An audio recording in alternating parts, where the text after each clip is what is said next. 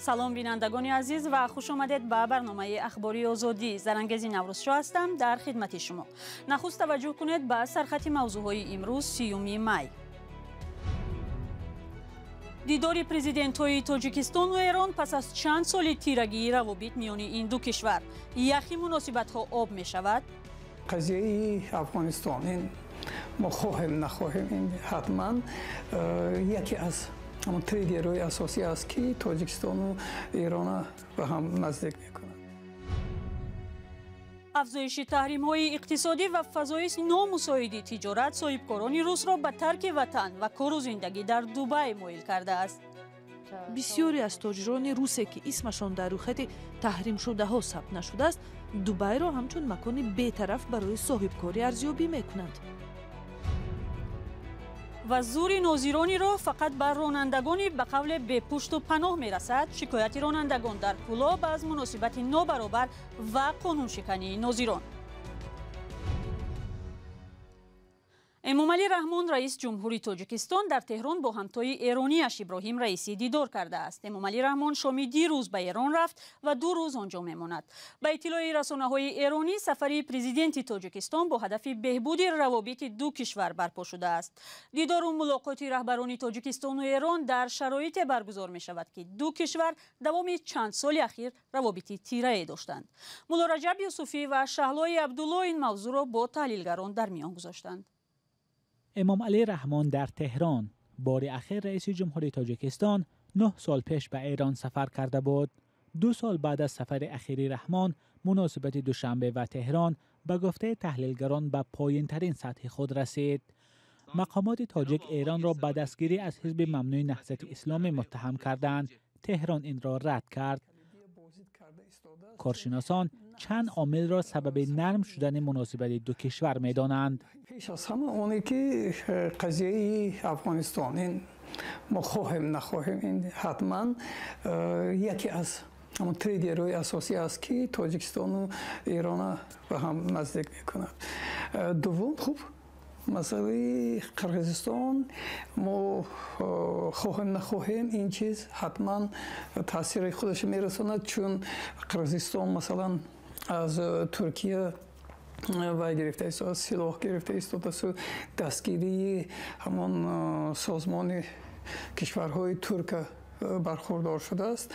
تاجیکستان در این رابطه نمیتواند که با روسیه تکیه کند، چون روسیه در همه این جنجال‌های داخلی دخالت نمیکرد.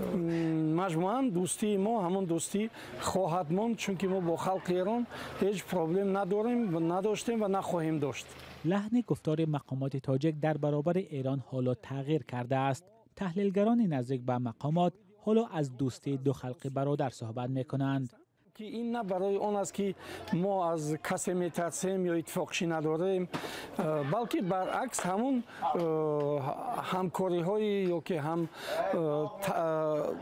فکری ها هم اندیشگی های تاریخی هستند که آنها البته هر گونه مشکل را پس سر میکنند و از جمله همین سردی هایی که نسبت اپوزیسیونی ما در ایران شده بود آن را هم پس سر کردند و علاقه مناسبت ها گرم شده است. سردی روابط میان دوشنبه و تهران ظاهراً کم شده است. کارشناسان از بهبود روابط دو کشور امیدهای زیاد دارند. با توجه به امضای پروتکل همکاری‌های امنیتی میان دو کشور، مسئله‌ای که شما به آن اشاره کردید کاملاً مشخص شده است. به اصطلاح چارچوب و قاعده بازی تنظیم شده است و من بعد آن رعایت خواهد شد. بعد از دیدار امامعلی رحمان و ابراهیم رئیسی میان دوشنبه و تهران 17 سند نوی همکاری به امضا رسید. ایران در سال 1991 یکمین کشور بود که استقلال تاجیکستان را اعتراف کرد. تا سال 2013 تهران یکی از عمده‌ترین شریکان اقتصادی دوشنبه دانسته می‌شد. مولا رجب یوسفی، شهلای عبدالله، آزادی دوشنبه. برنامه رو پای میگیریم. 4 عضو بازداشت شده کمیسیای 44 عبارت از نمایندگان جامعه شهروندی ولایت مختار کوهستان بدخشان از بازداشتگاه موقتی در خروق آزاد شدند. با اطلاع منابع رادیوی آزادی بیش از 10 عضو این کمیسیه را روز شنبه مقامات دادستانی و بخش امنیتی ولایت بدخشان دعوت نموده بعد بازپرسی درباره دریافت پول از خارجه بازداشت کردند. مقامات تاجیکستان تا هنوز در این باره به طور رسمی اطلاع ندادند و به زنگ‌های تلفنی پاسخ نمیدهند. همکارم میرزا نبی خالقزاد این موضوع رو پیگیری داشت و حالا در استودیو با ما قرار دارد. خب اینها رو با چی دلیل به دریافت مبلغ گمان برمی‌دانند و این 4 نفر در چه شرایط رها کرده شدند میرزا نبی؟ بله ببینید، طبر منابع رادیو آزادی گفتن آنها را برای دریافت مبلغ از طرف الفت خانم محمد شیبه و علیم شیرزمانوف گمانبر دانستند که گویا از آنها از خارج پول می‌رسیده است. در جریان این پرسش ها اعضای بازداشت شده های کمیسیای 44 رسیدها و یا خود چک های مبلغی که دریافت می‌نمودند پیشنهاد کردند و اینها همه به قبل آنها روبل بوده است، نه دلار و یورو. و این مبلغ هم از طرف ساکنان بدخشان که در روسیه کار و زندگی میکنند به آنها رسیده است و به خاطر فعالیت دفتر کمیسی 44 در خاروق بوده است. برای نگاه داشتن دفتر مبلغ ضرور است و به گفته آنها این دفتر هم بر اساس قانونگذاری بعد ناآرامی های ماه نوامبر سال گذشته تأسیس داده شده است. آنها میگن هر صبح 44 نفر در دفتر جمع می شدند و قضیه ناآرامی های ماه نوامبر از جمله تفتیش پرونده کشتار گلبدین زیابیکوف را با مفتشان دادستانی کل همراه بررسی می‌کردند. آنها دریافت مبلغ از طرف علیم شیرزمانوف و الفت خانم را یعنی مبلغ به صورت عموم از خارجه را رد می‌کردند.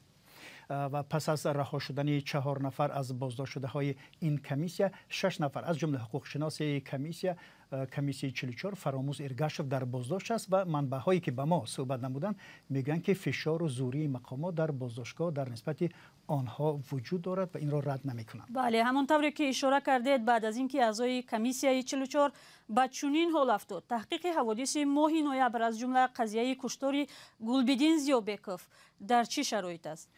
بله، هنوز تا بازداشت این 13 نفر از اعضای این کمیسیه نماینده های جامعه شهروندی در صحبت به ما گفته بودند که با شروع ناآرامی های در برخاروق و عملیات به اصطلاح ضد تروریستی در اوشان که به کشته شدن بیش از 20 نفر باعث و باز حادثه کشتار محمد باقر به دنبال آن کار این کمیسیه تنفذ شده است و در حال حاضر حرکت ندارد.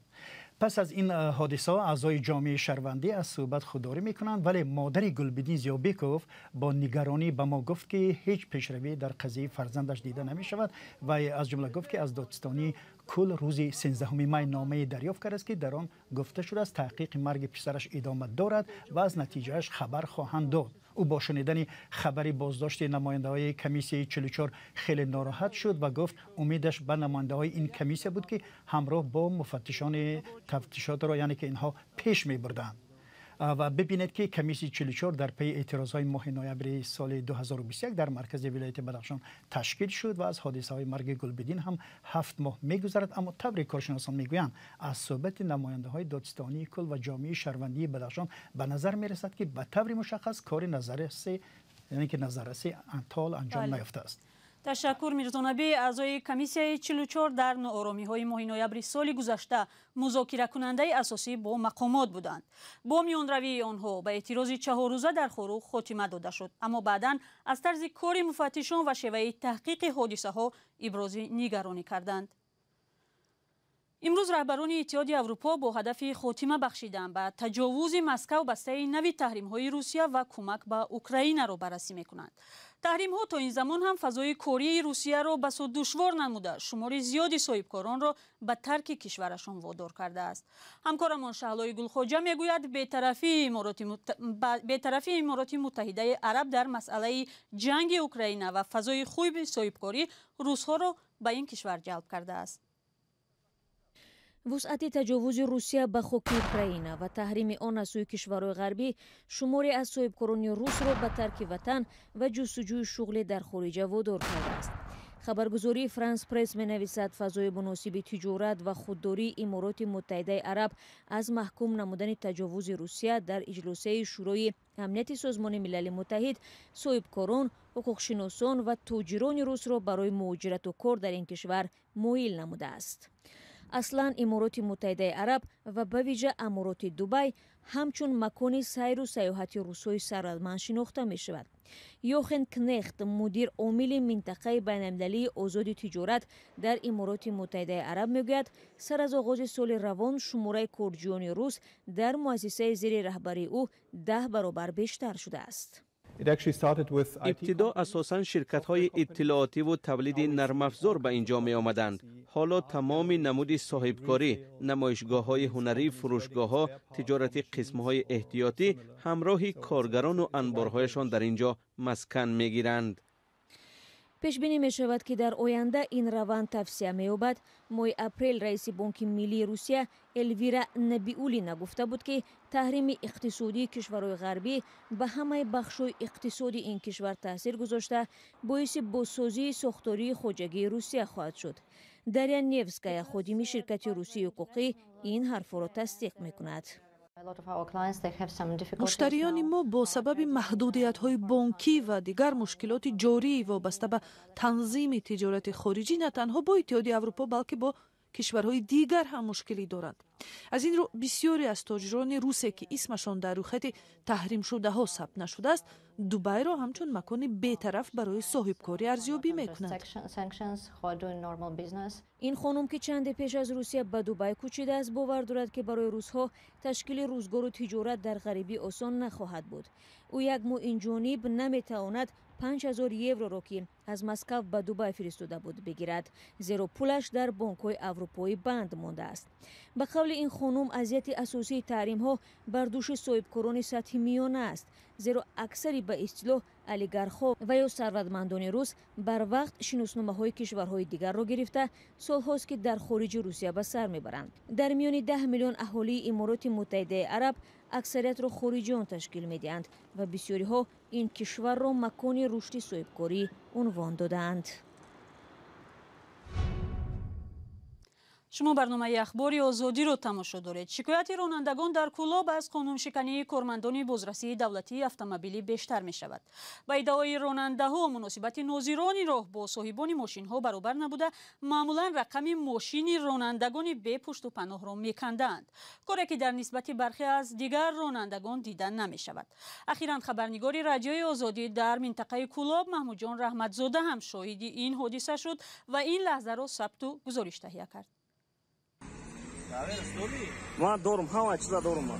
این ناظری را در مرکز شهر کلوب مخصوص رقم ماشین خبرنگار را کنده میگیرند. اینجا هم خودنمایی دارد، اما رقم ماشین تویوتا کمری را نمیکند. رانندگان میگویند که زور این ناظران تنها به کندن رقم ماشین های نظرناگیر میرسد. بحث ما هم بعد شکستن و گرفتن رقم از ماشین سر زد. با وجود پرسش ها او کی هست و به کدام حق رقم را کنده است، اما خود را معرفی نکرد. نام فامیل چیه؟ ناظر میگوید که ماشین را ما در نزد علامت راه گذاشته ایم، ولی پیش از ماشین ما چند اتومبیل دیگر گذاشته شده بود. ناظر با زور تلفن نوارگیری ما را کشیده گرفت. تلفن از ساعت 11 تا ساعت های 16 بیگاه در دست ناظر بدهی بود. ما تلاش کردیم با سردار شعبه وزارت کارهای داخلی و بازرسی دولتی اتومبیلی شهر کلوب این حالت را رسانیم، اما از این دو سردار کسی رو پیدا کردن نتوانستیم. ما به نزد بازرسی دولتی اتومبیلی شهر کلوب هم آمدیم، هم شهر است هم منطقه است. متاسفانه علیم بدیلخانزاده سردار شعبه بازرسی دولتی اتومبیلی شهر کلوب در اداره‌اش نبوده، گفتند که موصوف خوراک نصف روزی خوری رفته است. این بار اول نیست که ناظران بازرسی دولتی اتومبیلی منطقه کلوب با خبرنگاران وارد بحث میشوند. سال نیست که خبرنگاران از قانونشکنی‌های کارمندان بازرسی دولتی اتومبیلی کلوب خبر نشر نکنند.